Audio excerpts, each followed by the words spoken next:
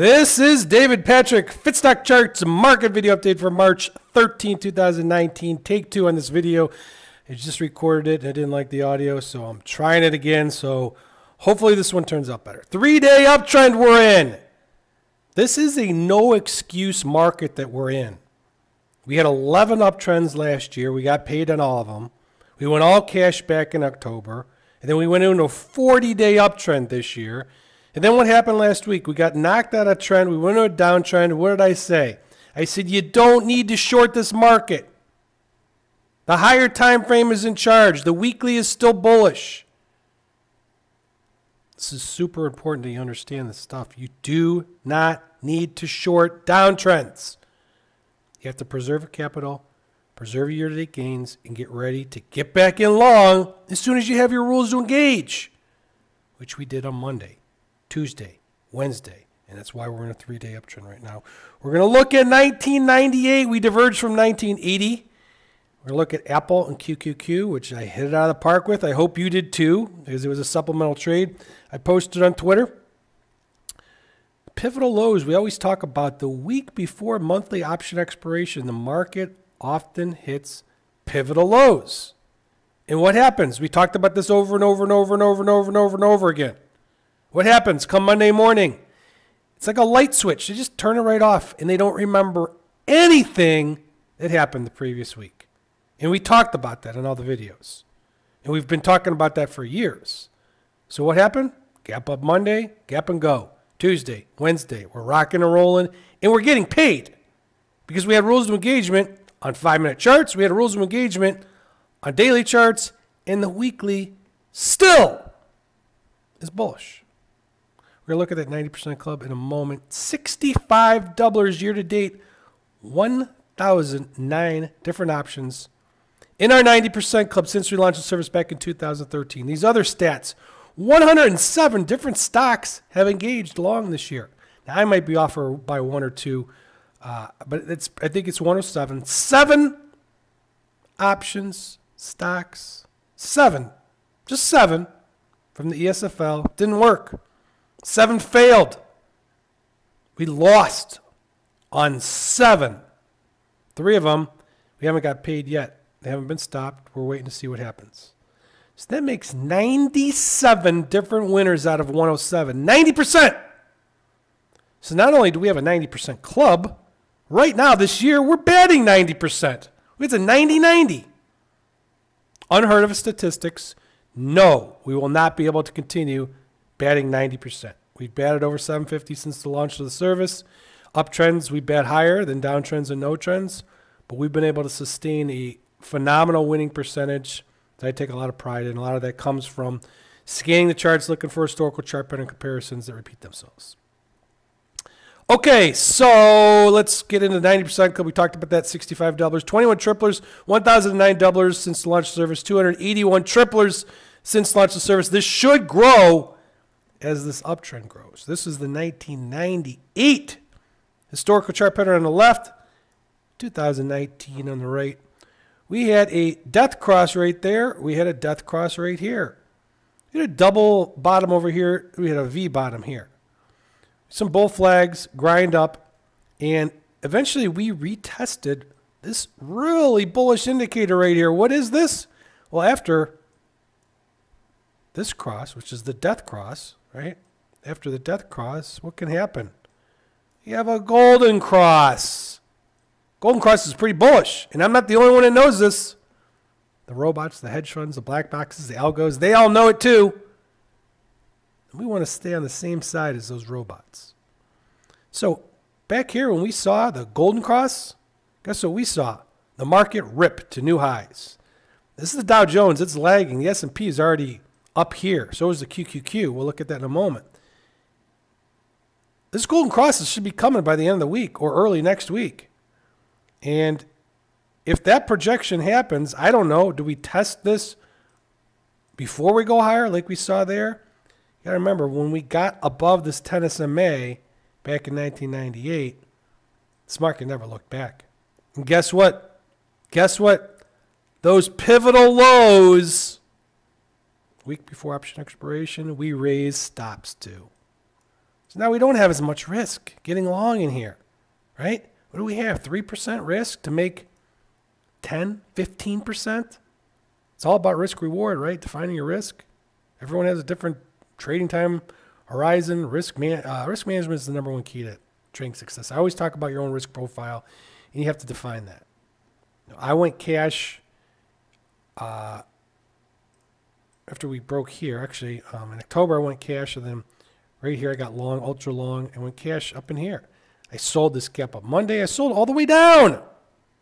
Guess what? I'm back in, and I have spidery QQQ calls, and they could be 105% long market exposure by the end of the week. And tell you what, there's a good chance I'm going to be even more than that because I'm going to add to Apple, which I hit it out of the park with. And I hope you do too. Once again, these are trades I post. They're supplemental trades. They're not the focus. No excuse not to be involved. What is this I'm looking at? This is the S&P 500 futures. It's the higher time frame, weekly. This is a mini golden cross, 10 to the 50 on the weekly. People were asking me last week on the public Twitter account, how come you're not short and how come you're not bearish?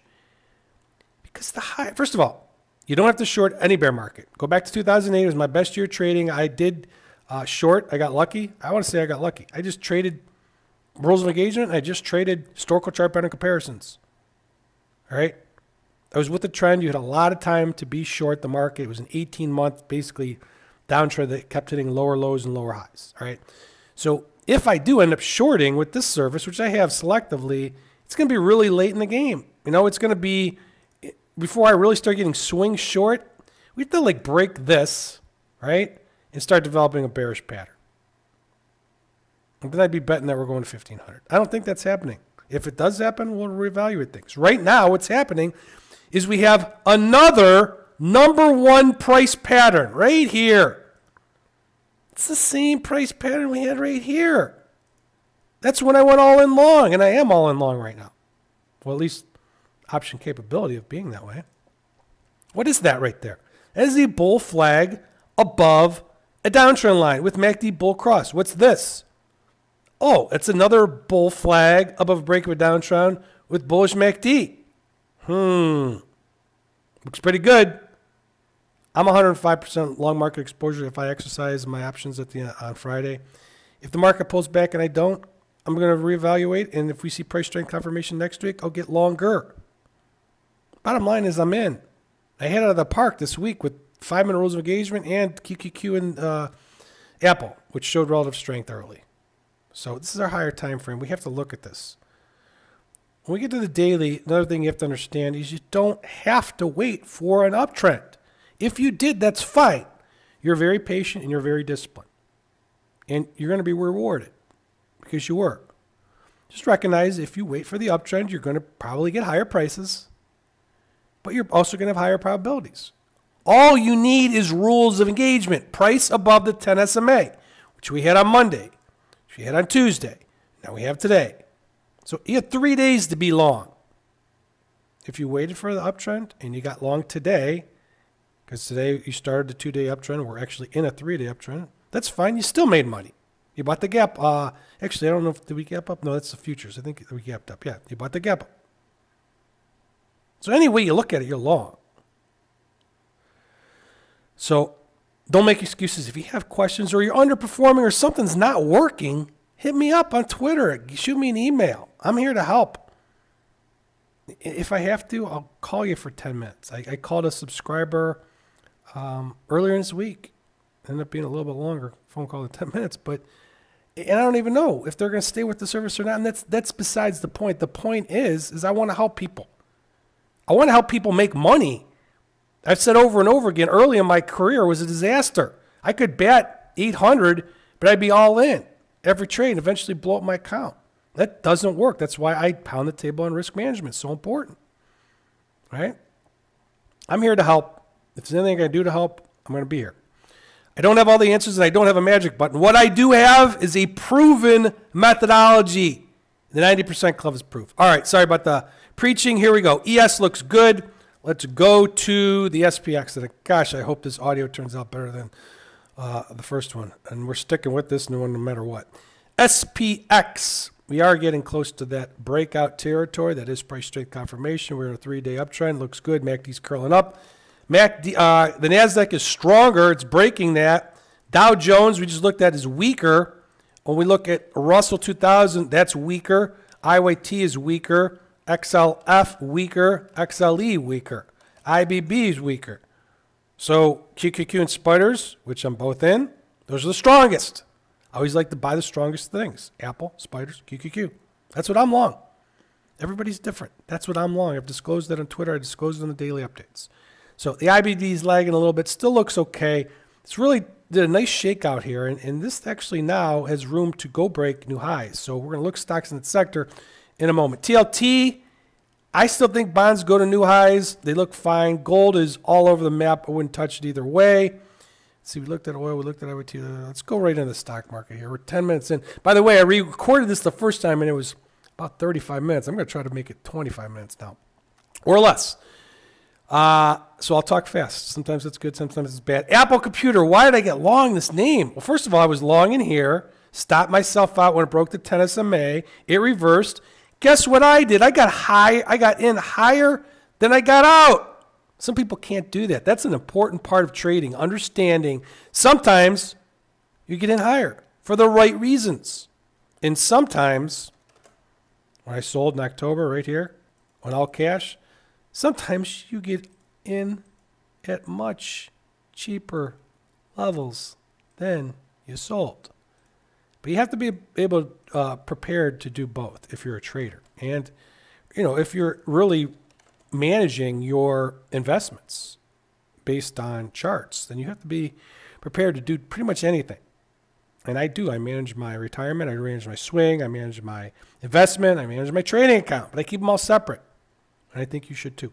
Apple looks great. Does it pull back before we see 190? I don't know. Someone had asked, what is a Fibonacci extension? We use Fibonacci retracements to see how far things can pull back.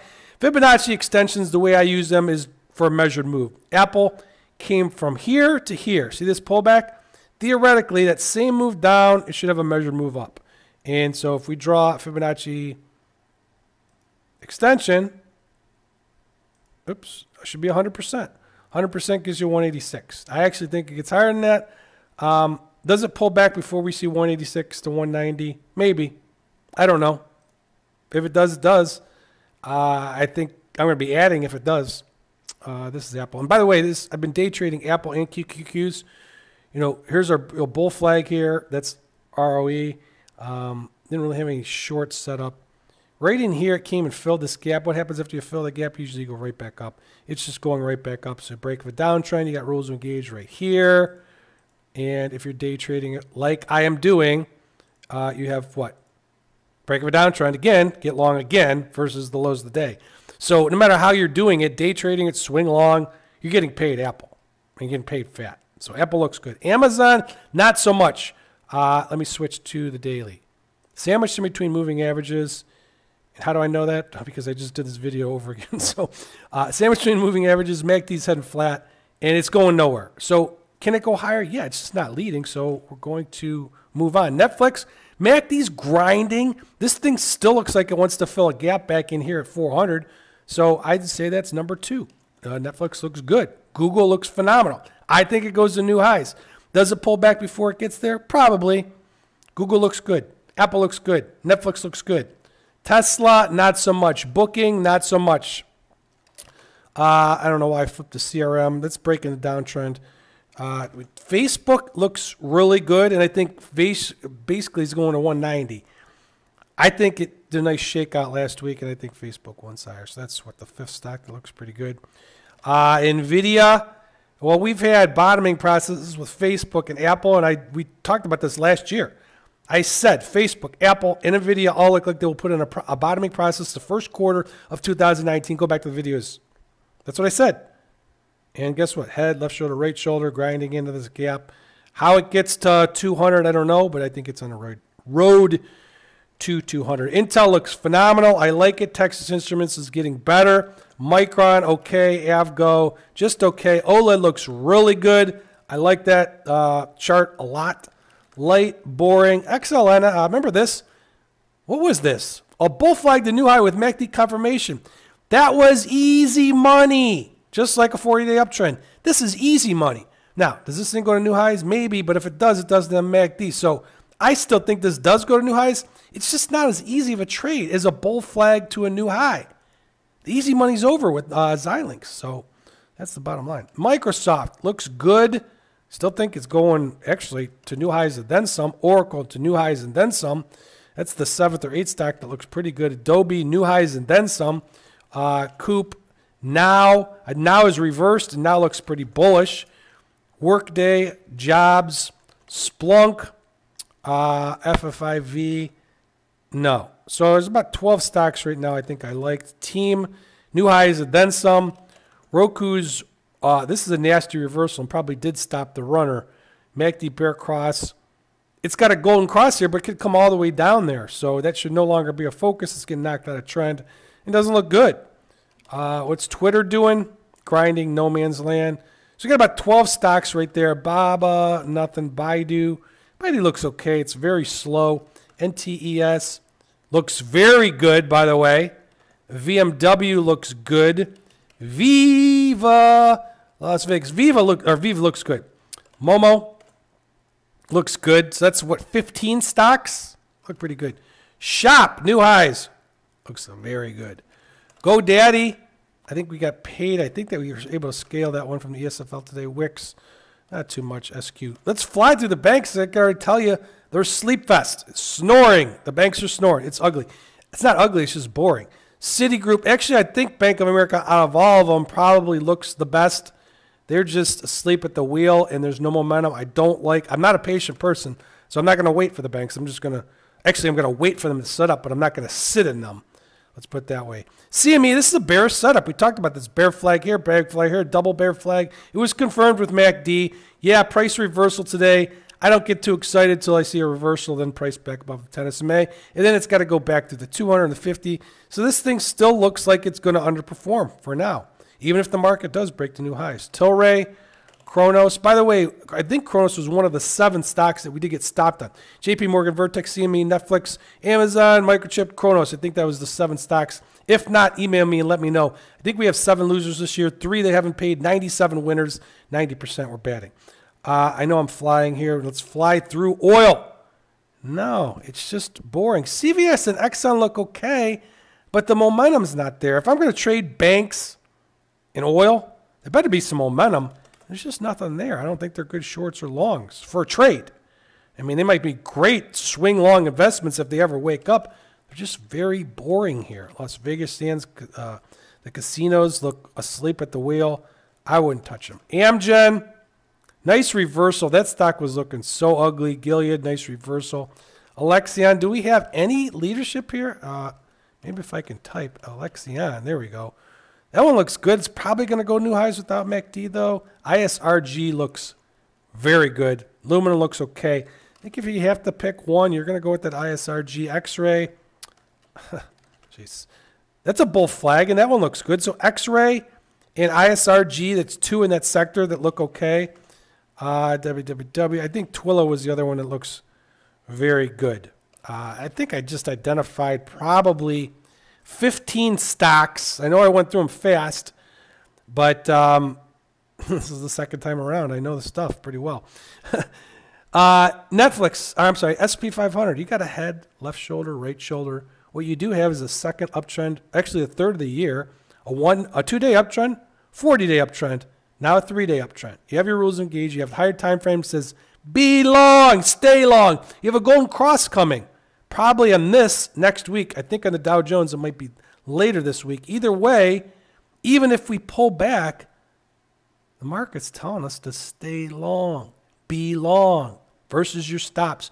We have our pivotal lows here, and we have the pivotal lows right there, which was a month ago's week before our OPEX. 26.81, definitely the line in the sand. Do not be long if we would break that. And now, guess what? We could raise pivotal stops to 27.22. Now, if we come down here, we should hold 27.22 with the rising 50 SMA.